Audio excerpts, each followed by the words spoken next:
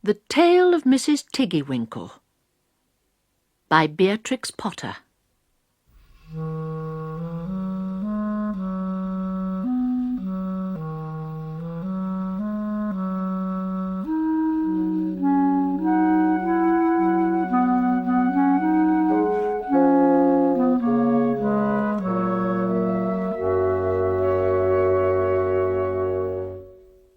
Once upon a time, there was a little girl called Lucy, who lived at a farm called Littletown.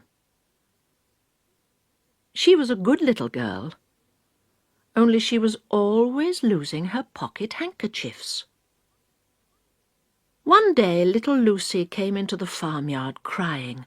Oh, she did cry so.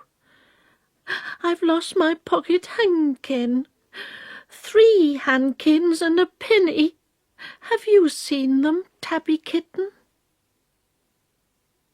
The kitten went on washing her white paws, so Lucy asked a speckled hen, "Sally Hennypenny, have you found 3 pocket handkins?"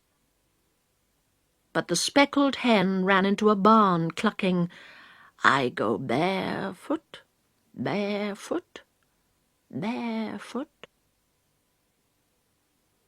And then Lucy asked Cock Robin sitting on a twig. Cock Robin looked sideways at Lucy with his bright black eye, and he flew over a stile and away. Lucy climbed upon the stile and looked up at the hill behind Littletown, a hill that goes up, up into the clouds as though it had no top. And a great way up the hillside, she thought she saw some white things spread upon the grass. Lucy scrambled up the hill as fast as her stout legs would carry her. She ran along a steep pathway, up and up, until Littletown was right away down below. She could have dropped a pebble down the chimney. Presently she came to a spring, bubbling out from the hillside. Someone had stood a tin can upon a stone to catch the water. But the water was already running over, for the can was no bigger than an egg cup. And where the sand upon the path was wet, there were footmarks of a very small person. Lucy ran on and on. The path ended under a big rock. The grass was short and green, and there were clothes props cut from bracken stems, with lines of plaited rushes and a heap of tiny clothespins, but no pocket handkerchiefs. But there was something else. A door, straight into the hill, and inside it someone was singing. "Lily white and clean, oh, with little frills between, oh, smooth and hot, red rusty spot, never here be seen, oh." Lucy knocked. Once, twice, and interrupted the song. A little frightened voice called out, "Who's that?" Lucy opened the door. And what do you think there was inside the hill? A nice clean kitchen with a flagged floor and wooden beams, just like any other farm kitchen. Only the ceiling was so low that Lucy's head nearly touched it. And the pots and pans were small, and so was everything there. there was a nice, hot, singy smell, and at the table, with an iron in her hand, stood a very stout, short person, staring anxiously at Lucy. Her print gown was tucked up, and she was wearing a large apron over her striped petticoat. Her little black nose went sniffle, sniffle, snuffle, and her eyes went twinkle, twinkle. And underneath her cap, where Lucy had yellow curls, that little person had prickles. "Who are you?" said Lucy. "Have you seen my pocket handkins?" The little person made a bob curtsy. "Oh, yes, if you please 'em. My name is Mrs. Tiggy-Winkle. Oh, yes, if you please 'em.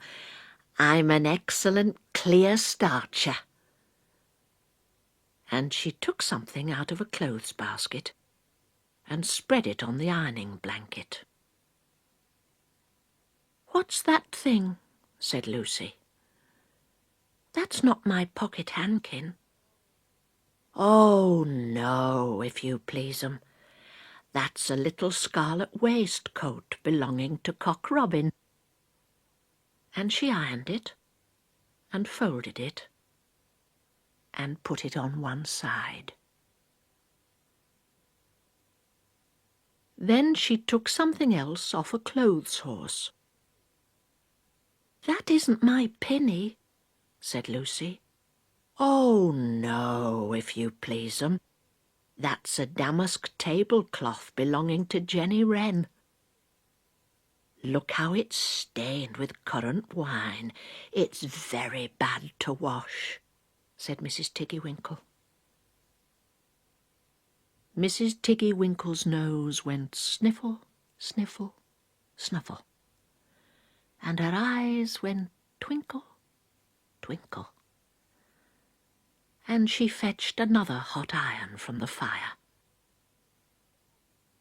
"There's one of my pocket handkins," cried Lucy. "And there's my pinny." Mrs. Tiggy-Winkle ironed it, and gophered it, and shook out the frills. "Oh, that is lovely," said Lucy. "And what are those long yellow things with fingers like gloves?" "Oh, that's a pair of stockings belonging to Sally Hennypenny.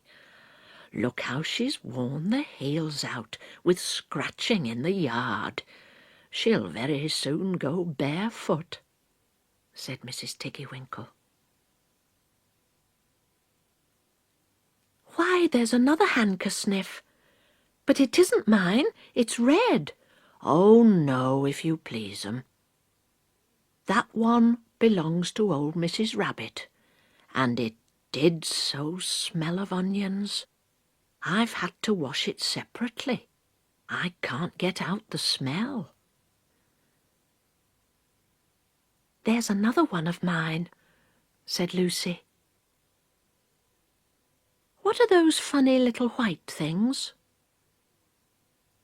"That's a pair of mittens belonging to Tabby Kitten. I only have to iron them. She washes them herself." "There's my last pocket handkin," said Lucy. "And what are you dipping into the basin of starch?"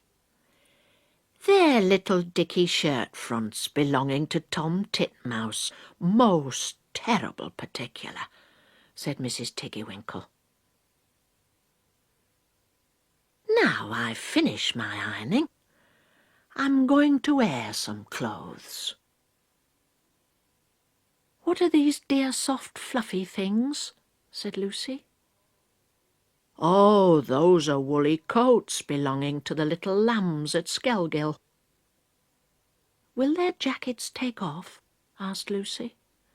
"Oh, yes, if you please 'em. Look at the sheep mark on the shoulder. And here's one marked for Gatesgarth, and 3 that come from Littletown. They're always marked at washing," said Mrs. Tiggy-Winkle. And she hung up all sorts and sizes of clothes. Small brown coats of mice, and one velvety black moleskin waistcoat, and a red tailcoat with no tail belonging to Squirrel Nutkin, and a very much shrunk blue jacket belonging to Peter Rabbit, and a petticoat, not marked, that had gone lost in the washing. And at last the basket was empty. Then Mrs. Tiggy-Winkle made tea, a cup for herself and a cup for Lucy. They sat before the fire on a bench and looked sideways at one another. Mrs. Tiggy-Winkle's hand, holding the teacup, was very, very brown, and very, very wrinkly with the soap suds. And all through her gown and her cap there were hairpins sticking wrong end out, so that Lucy didn't like to sit too near her. When they had finished tea, they tied up the clothes in bundles, and Lucy's pocket handkerchiefs were folded up inside her clean pinny and fastened with a silver safety pin.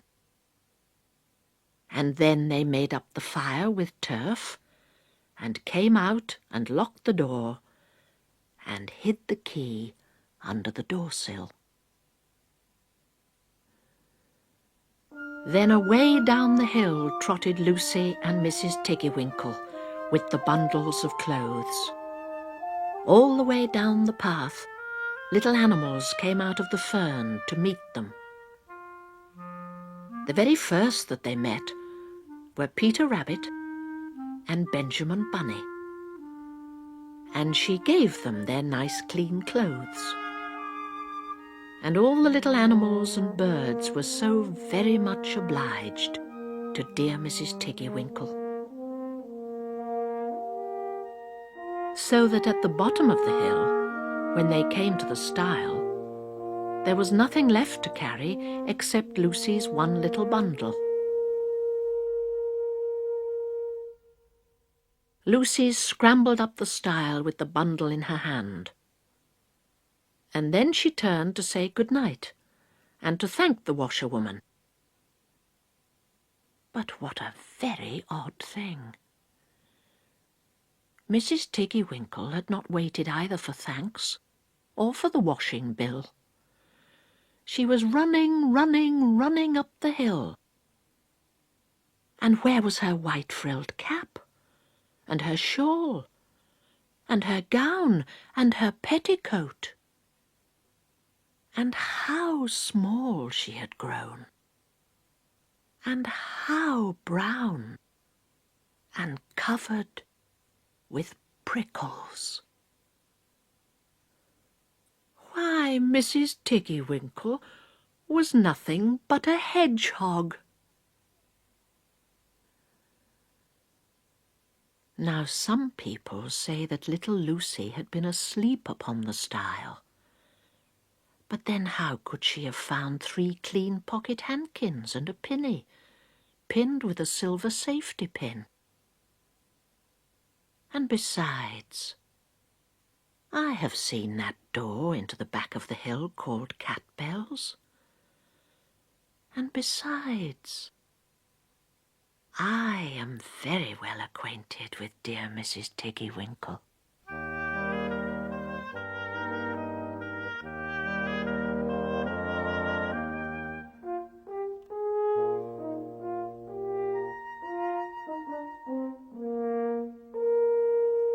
The end.